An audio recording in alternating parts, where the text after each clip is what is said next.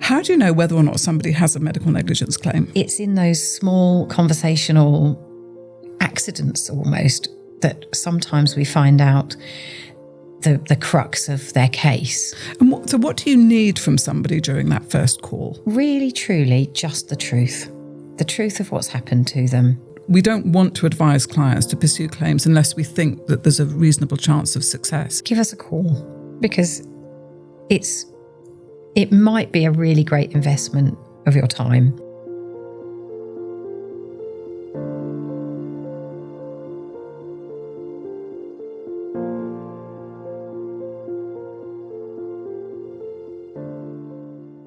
Hello, and welcome to today's episode of Medical Negligence Matters.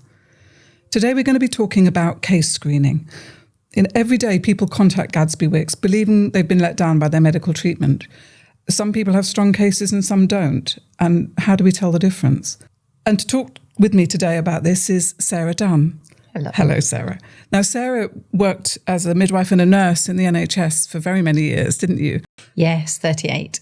Oh, goodness. And now you're helping us deal with case screening. So tell me a little bit about this. Let's start with the question that everybody wants to know the answer to.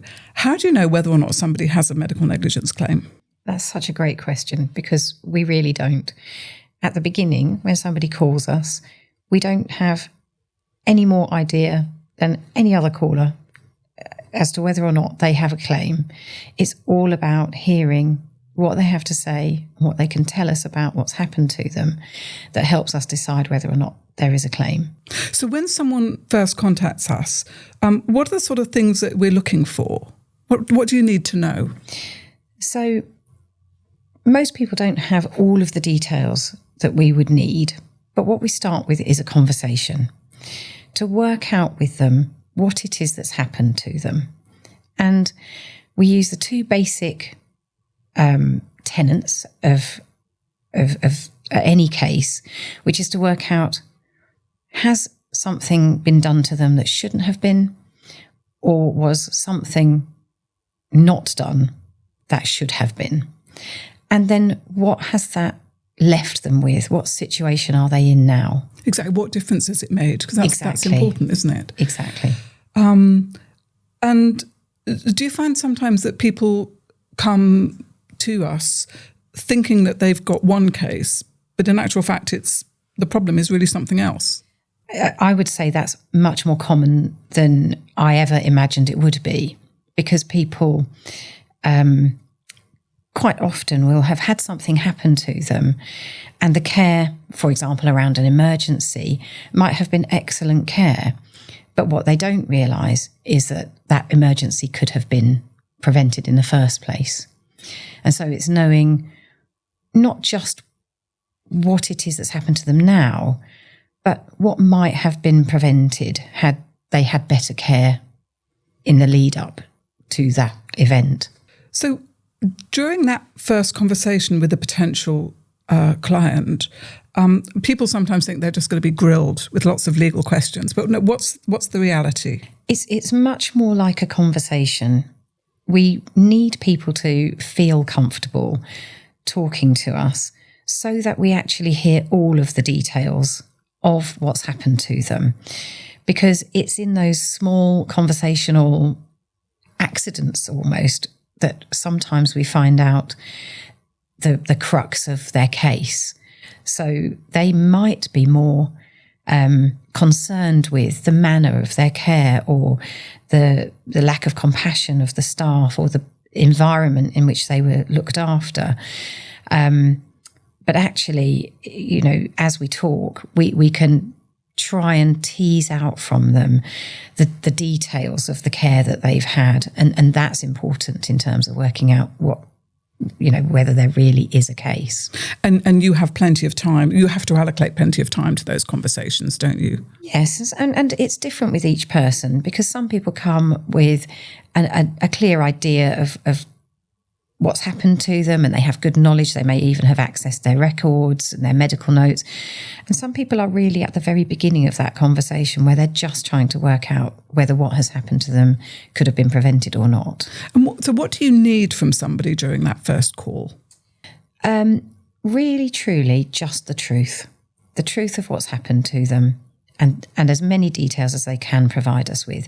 And sometimes people are not clear on dates or times, and those things don't necessarily need to be perfect, but an overview of their case, an overview of the events is really what we're looking for. And sometimes I guess also the sort of their past medical history can be relevant, can't it? So I suppose sometimes you might be asking people questions and they'll be thinking, well, what on earth has that got to do with it? But yeah, and we do say that at the very beginning. So the only questions we ask are questions that are relevant to their case. If they don't understand the relevance of that, we're more than happy to explain why that might be useful. For example, they may feel they don't need to tell us about their existing conditions, say, for example, diabetes or arthritis. But those things can have a bearing on the way that care is delivered and the reasonableness of decisions made around their treatment. But we're always happy to explain why we're asking certain questions, because it can feel odd if you don't think it's relevant. And it's difficult, isn't it? Because some people who come to us are very angry. Yeah.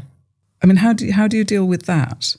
So we give space and time. One of the real privileges of this job is that we don't have to hurry people off the phone. And those conversations where people are distressed or anxious or angry, they have space and time to work through that. And we would always be very mindful and careful of the state of mind that they've come to us in. Often as the conversation progresses, those initial emotions, they dissipate somewhat. And that can allow us to have, a better conversation or a more in-depth conversation. And sometimes we don't rely on just one conversation. We might phone somebody back when they've had time to gather themselves or come with other information. Well, that's true, isn't it? Because people can be very nervous when they first contact a solicitor. I suppose for most of us, actually, contacting a solicitor is something that you only do at really stressful times in your life, don't you? Sort of you're moving house, or somebody's died, or you've had an accident, and it's not something that most people are very comfortable with. So what do you say to somebody who might be worried about wasting your time? We would say don't worry about wasting our time. If you have an idea that there might be a claim, you have an idea that something has happened to you that shouldn't have, and you're in a difficult position because of that, have the conversation. You're not going to be in a worse position afterwards than you were before. And you may find that there is something positive that you can do about the situation that you're in. Mm-hmm. I mean, some people, I think, feel that it's essential for them to have made a formal complaint or something first. Is that always necessary? No. Some people have already made a complaint and had a response from the person they've complained to. Some people have not yet started that process, and some people never need to. They're very different processes, and they don't interrupt one another, and they can be informative, but you absolutely don't need to have made a complaint before you inquire about whether or not you have a claim. And what about having medical records? Because I think some people do have their records, or at least some of their records, don't they? But do we need them?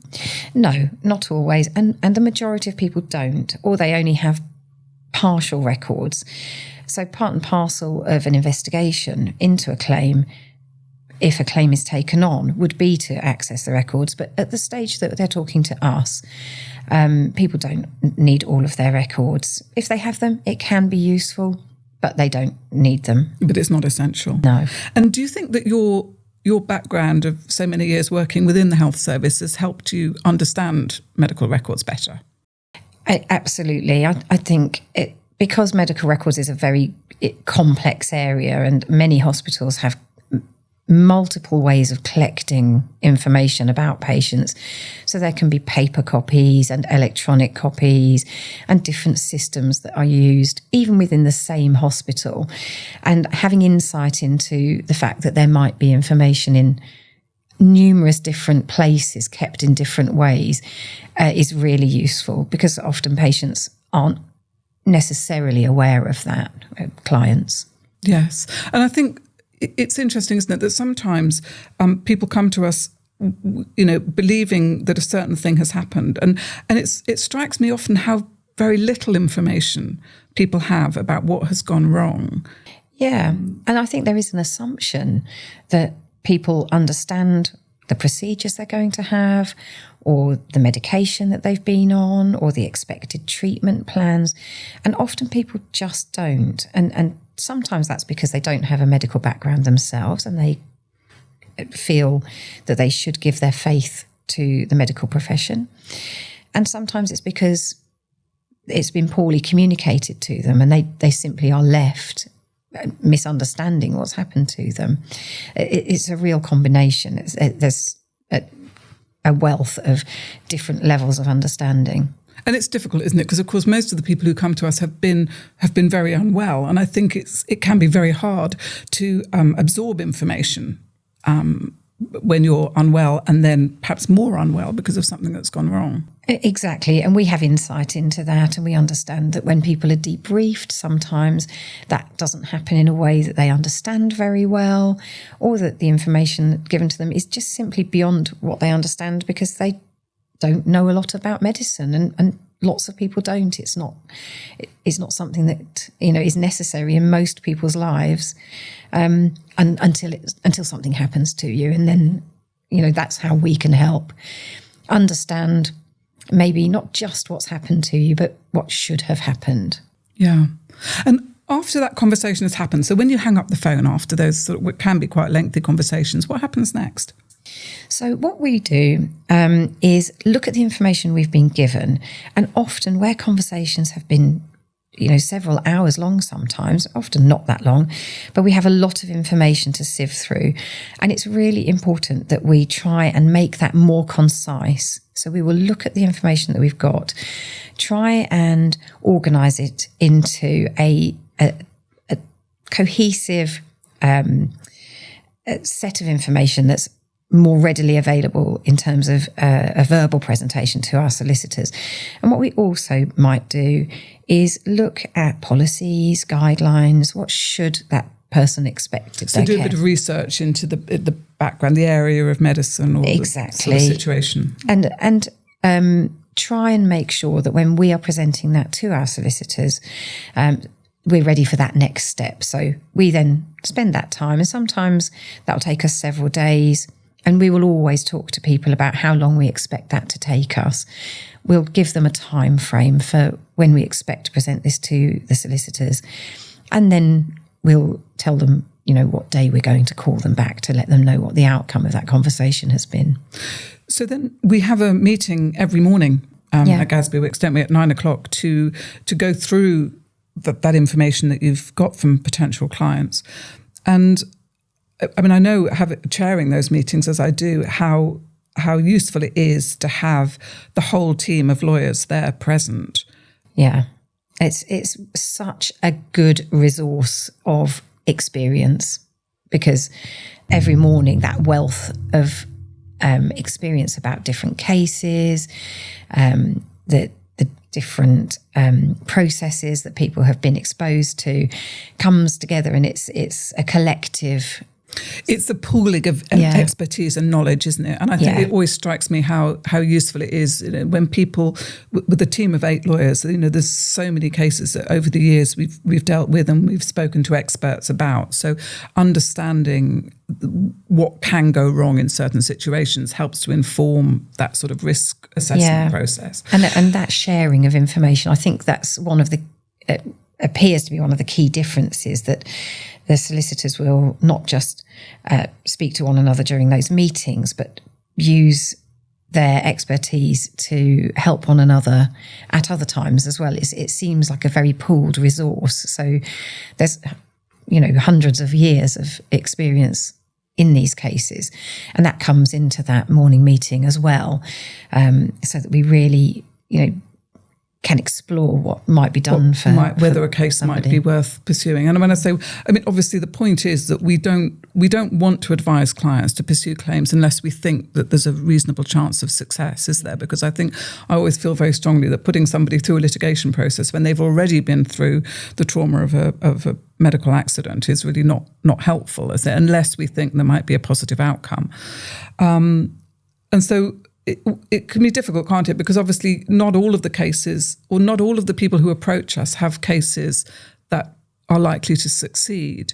And in those cases where, as a team, we really feel that we're not going to be able to help that person by achieving a positive outcome from the case, part of your job is to communicate that to the individual. And how do you go about that?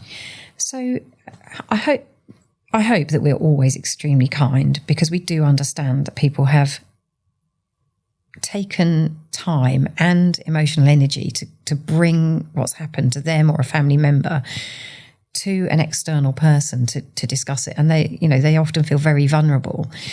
But generally, when we feed back to them, we tend to give an explanation of why that case hasn't been taken, and talk them through that.